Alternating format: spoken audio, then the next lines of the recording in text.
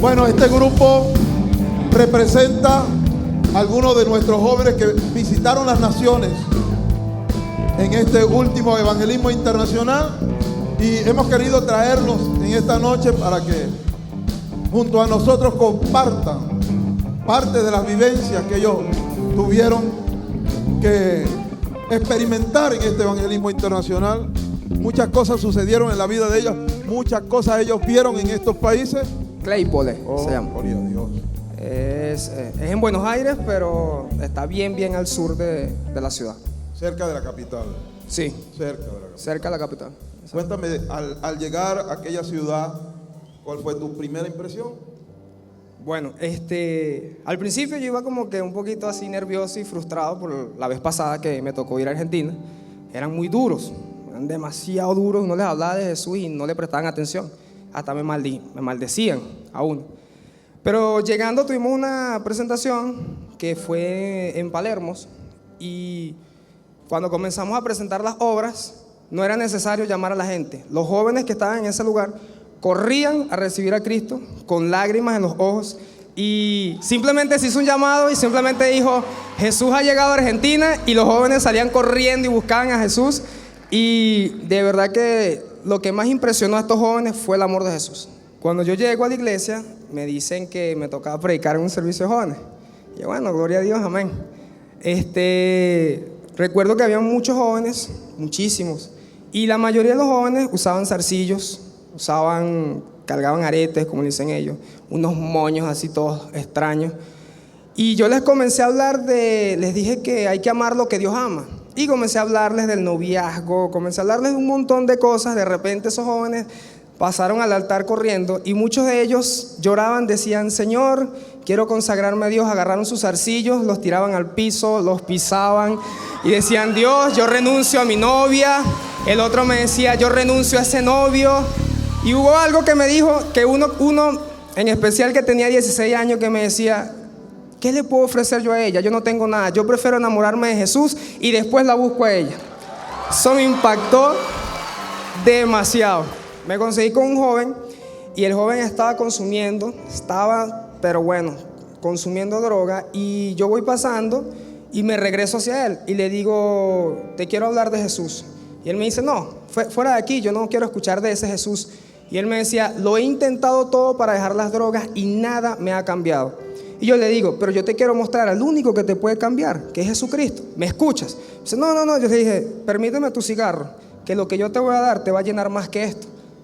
Me dice: ¿quién eres tú? Le digo: te vengo a hablar de Jesús, escúchame. De repente sigo hablándole y él comenzó a llorar, y yo le digo: yo quiero que me des un abrazo, dame un abrazo. Enseguida, cuando él me da un abrazo, él cayó al piso, comenzó a llorar, y me dijo: nunca en la vida había sentido tanto amor como el que tú me has mostrado, y nunca me habían hablado de un Jesús que me ama. Siempre me habían condenado, pero hoy sé que Jesús me ama y quiero ser libre de eso. El chamo dejó la droga, se levantó, y bueno, sé que Dios hará algo con ese muchacho. Bueno, bendiciones. Yo fui a México, Veracruz, al estado de Veracruz. Cuando entramos a la iglesia, todos empezaron a gritar: bienvenido, bienvenido, y la expectativa era demasiado grande. Y ellos no se sabían ninguna obra, pues, y eso fue un trabajo duro que hicimos ahí. Pero si algo yo me di cuenta es que, aunque ellos no tenían una perfecta manera de actuar, sí tenían una perfecta pasión, que eso es lo que mostraban, pues. Esa presentación la iniciamos con la obra del asaltante. Los jóvenes allá no tenían ninguna coreografía, y me acuerdo que yo le dije: bueno, muchachos, vamos a montar el asaltante. Y no sé quién fue el que tomó el micrófono, el que estaba presentando las obras. Dice: bueno, ahora viene la siguiente obra, el asaltante. Presten la atención, se llama El Asaltante. Y bueno, después que nosotros hacemos el llamado, un hombre se me acerca llorando, y me dice: joven, yo tengo que decirte algo. Y yo: dígame. Y me dice: yo sentí el amor de Dios. Y yo, bueno, el amor de Dios está aquí, y eso, lo que uno le dice, pues. Y el hombre me dice: yo te quiero decir algo. Yo venía a robar, y con lágrimas en los ojos. Y cuando ustedes dijeron el asaltante, yo pensé que eso era conmigo. Y yo dije: nada, me pillaron. El hombre pensaba que lo habían pillado. Entonces él diciéndome: güey, y lo más sorprendente, güey, así como hablan ellos, es que es que yo venía a asaltar y Jesús me asaltó a mí. Y yo, bueno, wow, así es. Me dijo, yo pude ver un asaltante diferente. Bueno, cuando faltando como 2 días para el viaje, le diagnostican a mi papá que tienen que operarlo lo más pronto posible. Y yo dije, wow, otra vez. Lo mismo me pasó en junio. Y él me decía, bueno, necesito que te quedes. Y yo, pero yo necesito hacer la voluntad de mi padre. Y orando allí, Dios tocó su corazón y me dijo, tranquilo, ven en paz, no te preocupes, todo va a estar bien. Tenían que operarlo a las 6 de la mañana el día jueves que yo salía. Y eran las 12 del mediodía y todavía no lo habían operado. Yo hacía escala en Roma y hasta allá eran 12 horas de viaje. Y yo le decía, Señor, que lo operen antes de yo llegar para saber cómo salió todo. En eso me empiezan a revisar las maletas los guardias y me las revisaron como 4 veces. Me dijeron que no podía salir, que me hicieron un montón de cosas. Preocupado por mi papá, entonces encima los guardias y me mandan a un lugar allá con ellos y uno me dice, mira chamo, ese capitán sabe quién carga droga encima, sabe quién va para allá. Y yo le digo, ese capitán se peló, yo tengo a Jesús en mi corazón. Y el hombre comienza a meterme una psicología ahí loca y yo le dije, wow, Señor, ¿qué hago? Entonces, como soy del Evangelio Cambia, comencé a predicarle. Y entonces le empiezo a predicar al tipo y acepta a Jesús en su corazón y vienen otros más. Hay otro, cayó otro. Y yo, no, van a caer hoy ustedes rendidos ante Jesús. Y comencé a predicar. Bueno, hasta el capitán ese se convirtió. Me hicieron unas placas, casi pierdo el vuelo. A las 3:30 salía y a las 3:28 yo le digo al tipo, mira, me tienes que llevar a migración porque me van a poner a hacer la cola y ya el vuelo está saliendo. Entonces el hombre me dice, sí, yo te acompaño, vamos. En migración, cuando la muchacha me sella el pasaporte, ya yo no me acordaba del tipo. Yo me acordaba que mi vuelo estaba por salir y que mi padre todavía no había entrado a quirófano. Y entonces cuando me doy la espalda, el guardia me llama y me dice, hermano, espera, ¿tú me puedes dar un abrazo? Lo abracé y me dijo, gracias, mi vida hoy cambió, y comenzó a llorar. Ahí entendí que todo tiene un propósito y una razón de ser. De que lo que a ti te pasa no es por casualidad, es para afectar a alguien. Amén. Tremendo. Desde que salimos predicando el Evangelio. Y todas las situaciones de oposición fueron usadas para salvación de las almas. Cuéntame de tu experiencia ya. Bueno, al llegar a Roma, no sabía nada de mi papá. Ya había supuesto que lo habían ingresado a quirófano. Busqué un lugar para conectarme, hacer contacto con mi familia. Gracias a Dios todo salió bien. Prediqué en Roma y la gente, fue otra cosa. Cuando llegamos por primera vez en junio, los cielos en Europa estaban totalmente cerrados. Prediqué en Roma y la gente se salvó. Llegué a España y cuando llego a España, un policía llega y me dice, ven para chequear la maleta. Y yo, no, para hasta aquí. Le digo, bueno, está bien. Si tú me das, diablito, yo te sigo dando. Y entonces el tipo, cuando está pasando la maleta por la máquina, le empecé a predicar. Y algo difícil en España es ver a un policía recibir a Jesús. Pero más difícil es verlo llorar ante la presencia de Dios. Y el tipo, chequeando la máquina, comenzó a llorar. Y decía, ¿qué pasa? ¿Qué es esto que siento? Y yo le dije, ese es el amor de Dios, que vino a ti y vino a España. Desde allí, la gloria de Dios comenzó a verse en todo ese lugar, en todo Barcelona. Fue muy poderoso lo que vivía allá en cuanto a la predicación, de que el español la primera vez tenía su corazón cerrado. Cuando prediqué por primera vez en España, un muchacho me llega y me dice, te maldigo, yo no tengo tiempo para ti. Y se sentó a tomarse un café. Y yo quedé así, comencé a llorar. Yo, ¿qué es esto? No tiene tiempo para mí, se toma un café. O sea, para mí no, para Dios. Y esta vez fue diferente. Las personas recibieron a Jesús y aprendí algo importante. Y es que predicamos en aquella oportunidad y la iglesia siguió predicando. Y Dios me dijo estas palabras allá. Claro, cuando le predicas a una persona, se activa el pacto de salvación sobre su familia. Y comienzan ángeles a trabajar a favor de esa familia. Y yo decía, ¿a cuánta gente no le ha predicado a la iglesia en este tiempo? ¿Y qué pasó? Los cielos se comenzaron a abrir porque hubo una iglesia que siguió predicando la palabra de Dios, y los ángeles comenzaron a hacer un trabajo impresionante en ese lugar, de ver una España altiva, una España orgullosa, una España que le daba la espalda a Dios y que decía: estamos molestas con la iglesia, todo el mundo está molesto ya con la iglesia. Ahora ver autoridades, tuvimos la oportunidad de predicar en una ciudad muy influyente política, financieramente. Predicamos allá, nos dieron el permiso. Allá para predicar en España hay que tener permiso en todos lados, si no la policía llega, te saca, te quita los equipos y te multa. Entonces, para predicar en cualquier lado hay que tener un permiso. Un pastor tremendo, se movió con eso, ha estado haciendo un trabajo impresionante allá. Y llegamos a ese lugar. El lunes le llega un email al pastor de la directiva de cultura de esa ciudad, diciéndole que le habían mandado supervisores incógnitos, que él no se diera cuenta que eran personas que habían sido puestas por el gobierno, y que el trabajo que hicimos fue tan hermoso, tan precioso, de que ellos mismos recibieron testimonios de personas que necesitaban que eso lo llevaran todo el tiempo a su ciudad, y que tienen el permiso por parte de ellos, y que iban a moverse para poder darles permiso en todo Barcelona. Es algo indetenible. El avivamiento comenzó, y allá Dios me ministró esto que mi padre ha estado predicando, y es que las naciones serán salvas. Y yo aquí tengo una bandera de mi país, y sé que las naciones que sean salvas será producto de tu predicación y de la mía. Bueno, al llegar al lugar, cuando nos encontramos comenzando ya el entrenamiento del Evangelio Cambia, yo noté jóvenes súper tímidos, porque resulta que por cultura el mexicano es muy respetuoso y ellos no son así de muy espontáneos al acercarse a las personas. Y el primer día del entrenamiento eso era súper solemne, los jóvenes muy tímidos, casi que ni aplaudían ni nada. En el segundo y tercer día del entrenamiento, cuando estábamos entrenándolos específicamente con las artes evangelísticas, el primer día ahí se desató un poder de Dios y una unción del Espíritu Santo, que todos ellos fueron revestidos de gloria, y con esta carga que nosotros tenemos y este denuedo para predicar cayó en ellos.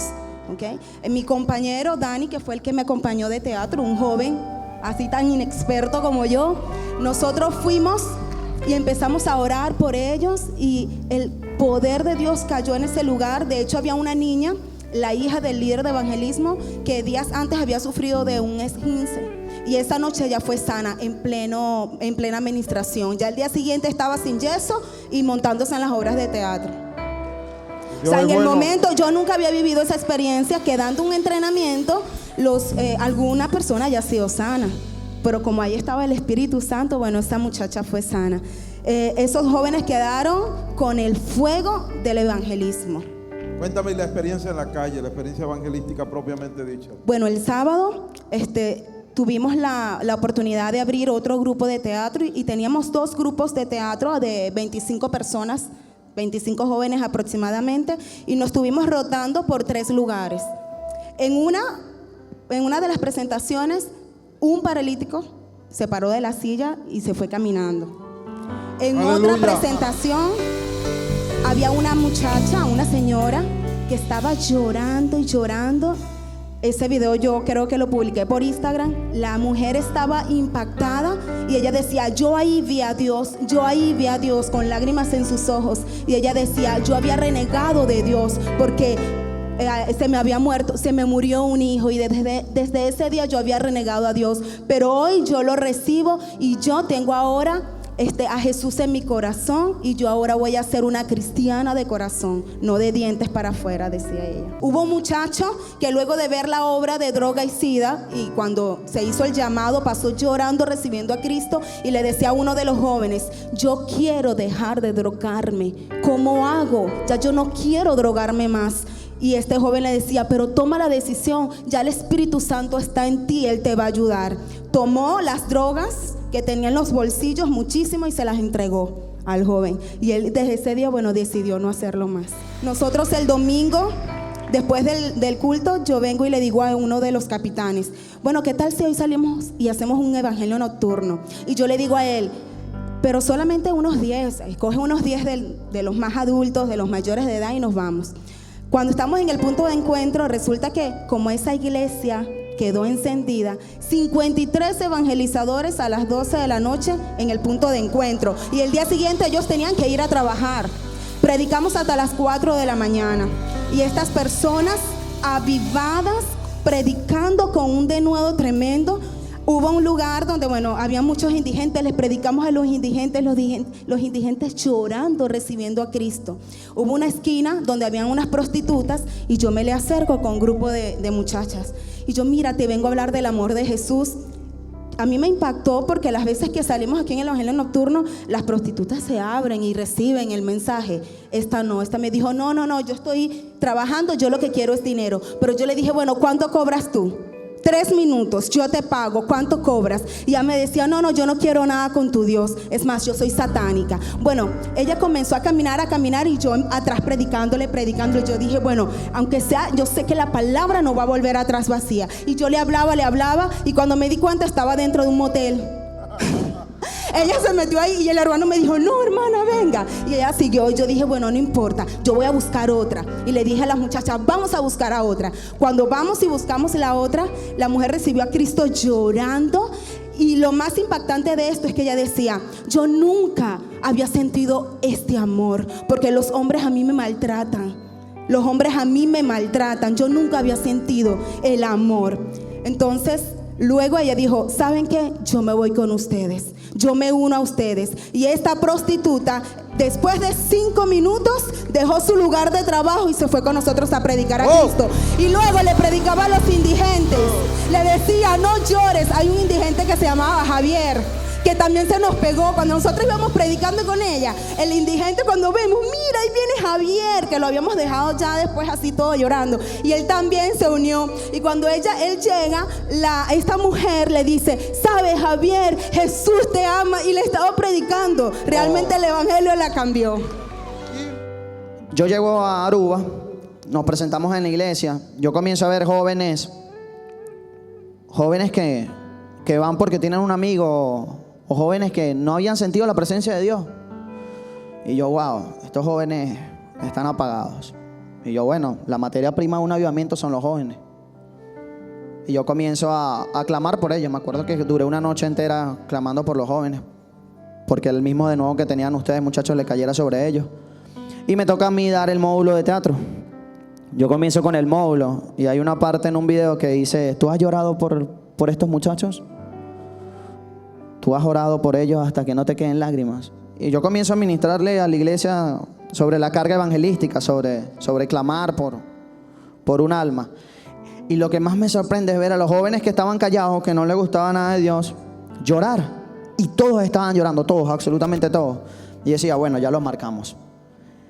De repente el día sábado cuando salimos, a nosotros nos mandan de 2 en 2 a predicar en las casas. Y yo entraba a las casas, yo hice como 30 confesiones de fe, y yo llego y están los muchachos emocionados porque ya llevan como 60. Y yo, los muchachos de Aruba ya llevan como 60. Y yo, wow, ¿en serio? ¿Cómo ustedes hicieron 60? Resulta ser, mira lo que hacían los muchachos, mira lo que hace el espíritu, porque es un mismo espíritu. Lo que se mueve aquí se puede mover allá. Agarraban los muchachos y se paraban en la carretera. Allá todos los carros son educados. Si tú le haces así a un carro, él se para. Bueno, los muchachos se pusieron en una redoma. ¿Sabes que una redoma tiene 4 entradas? En cada una de las entradas se ponían y le hacían hacia los carros. Y el carro se paraba. Y llegaban, mira, venimos a hablar de Jesús. Empapiamiento, ellos hablaban empapiamiento. Decían, bon tarde. Y comenzaban a hablar de empapiamiento. Y comenzaban a predicarles de Jesús. Había muchachos que se montaban en las camionetas y se iban así, la camioneta rodando. Tipo el video del señor montado en la gandola. Así ellos, pues.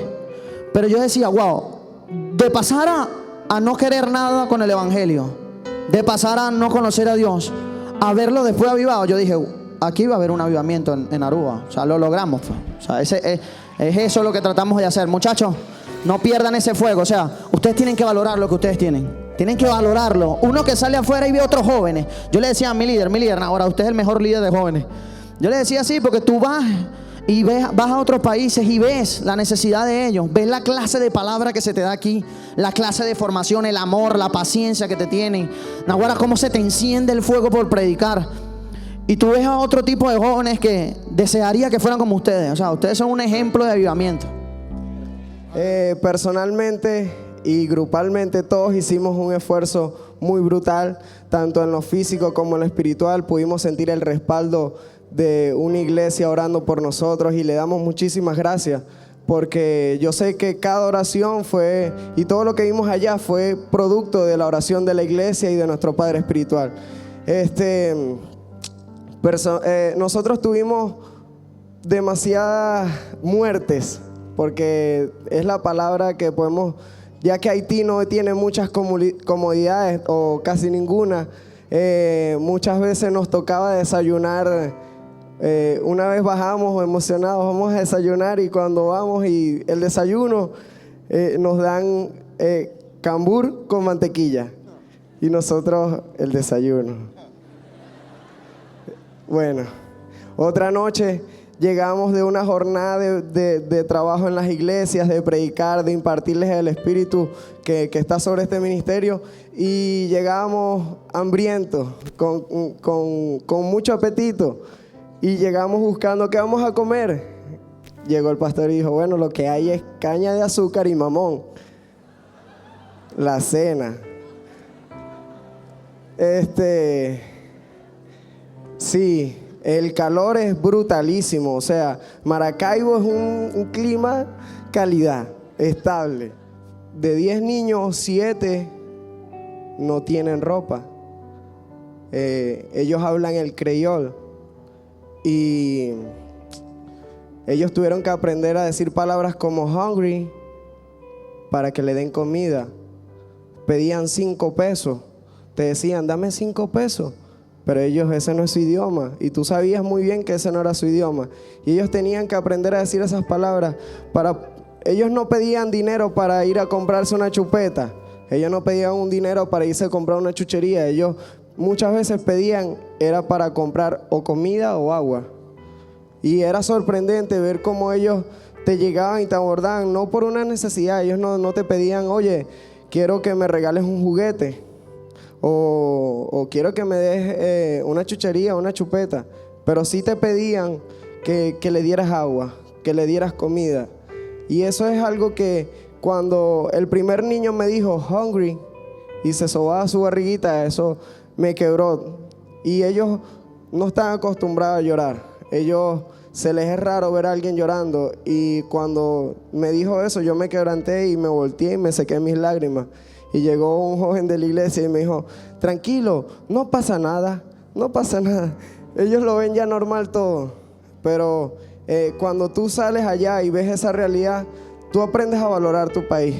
Tú aprendes a valorar y a saber que nuestro país ha sido bendecido por Dios. A saber de que las situaciones y las circunstancias que suceden diariamente y políticamente no son razones para maldecir nuestro país.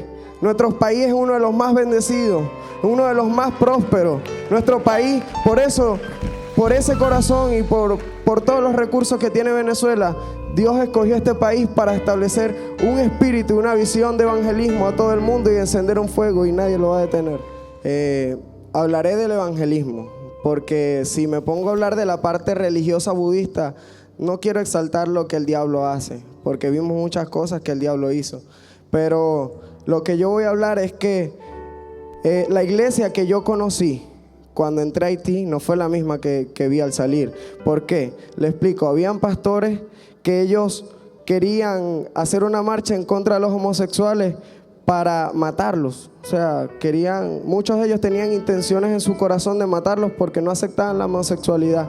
Y uno de ellos, al cual le fuimos y le impartimos este espíritu de amor por el perdido, amor por el homosexual, la prostituta, el drogadicto, este pastor al siguiente día estaba abrazando a un pájaro, a un homosexual, y le estaba mostrando el amor de Jesús como un padre a un hijo. Y ese pastor no volvió a ser el mismo. También vimos personas que en los llamados de evangelismo, en las actividades evangelísticas, cuando se hacían el llamado, el pastor, después de hacer el llamado, ellos salían con un gozo y una alegría a danzar adelante. Nadie les decía, nadie les invitaba. Ellos salían corriendo y dejaban lo que estaban haciendo para adorar a Jesús, bailando, aplaudiendo. Y después de eso el pastor quería orar por ellos por sanidad. Y algo sorprendente es que muchas de las personas que llegaban en una actitud muy reverente. Apenas veían al pastor, ellos peleaban muchas veces en poner su cabeza para que el pastor orara. Y la mejor oportunidad que consiguieron fue arrodillándose. Todos, desde el que primero se arrodilló, todos se arrodillaron. Ellos sabían, y muchos nos comentaban y nos decían, ¿sabes? Haití se cansó del budismo, ¿sabes? Haití se dio cuenta de que el budismo no es lo más poderoso que hay. Lo más poderoso es el amor de Jesús. Lo más poderoso es ver a esta iglesia en la calle, porque la iglesia había estado escondida. Aún en Haití la religión había encajonado a la iglesia en 4 paredes. Y esta iglesia que nosotros dejamos estaba dispersa al principio. Esta iglesia, cada pastor estaba por su lado. Incluso si un pastor llevaba misioneros, eso nos los contó el pastor Isaac, al cual bendigo y saludo. Pero él nos contaba y decía de que si un pastor llevaba misioneros, había ocurrido de que otro pastor mataba a ese pastor para quedarse con los misioneros porque no sabían defenderse en Haití. Al punto, vean el punto a donde puede llegar la religión. Y eso sucedía en Haití. Pero sucedió que el día de evangelismo internacional llegaron aproximadamente 20 pastores, los cuales en toda la historia que ellos tenían en Haití no se habían podido unir. Y ese día se unieron como un solo puño, a golpear, a golpear y a golpear. Y con ellos se sumaron 30 más. Y gracias a la gracia de Dios, por la gracia de Dios, hicimos 5,000 personas en total en Haití. Y toda la gloria es de Jesús. Aleluya. Yo me imagino, muchachos, que cuando uno sale de aquí y uno va a las calles y ve tanta hambre de Dios en este último evangelismo, fui a una ciudad cercana a Puerto Cabello, veía tanta hambre de Dios y tanta apertura, y yo me imagino que cuando ustedes van a otro país y ven que los corazones están cerrados, me imagino que eso duele en el corazón, ¿no? Ver la necesidad de Dios y ver que la gente, como decía Diego, me contaba que lo maldecían, maldito le decían, te voy a matar si me sigues hablando de Jesús. Y yo creo que eso debe conmover el corazón, cualquier país de esto, cualquier país que sea. Definitivamente yo estoy seguro que estamos en una tierra de gracia, estamos en un tiempo glorioso, es tan fácil predicar el evangelio aquí en Venezuela, tenemos libertad, tenemos almas, pero ¿sabe una cosa? Yo aprendí algo muy sencillo que yo sé que tú lo puedes sentir.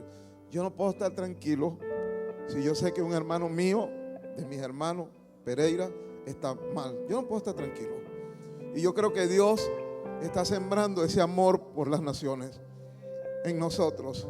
Yo creo que Carvajal de repente debe haber traído en el corazón a los niños de Haití, a la gente de Haití. Y debe haber como un gemir en el vientre espiritual de cada uno de ustedes con estas naciones a las cuales fueron, las cuales visitaron. Me imagino que debe haber una urgencia dentro de ustedes, deseando, cuando llegan allá se turban y ven, oh, la gente no quiere escuchar de Jesús. ¿Ve? Las cosas cambiaron porque el Espíritu de Dios fue con ustedes y hay un cambio, pero yo estoy seguro de que hay en ustedes una carga por estas naciones y esto viene del Espíritu Santo. Y esa carga no solo es sobre ellos, esa carga debe venir a nosotros, porque somos una iglesia evangelística por la gracia de Dios. Somos un país que Dios eligió para llevar esta gracia del evangelio a todas las naciones.